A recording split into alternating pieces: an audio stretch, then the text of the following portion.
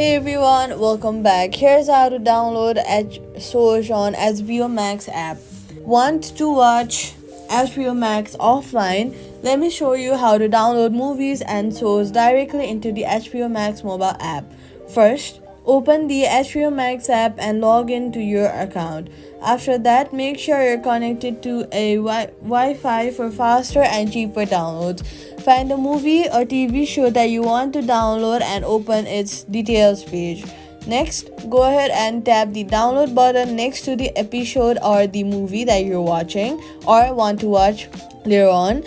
Then download will start immediately. You can check progress by going to the download section inside the app. Once downloaded, you can watch your content anytime with or without internet connection.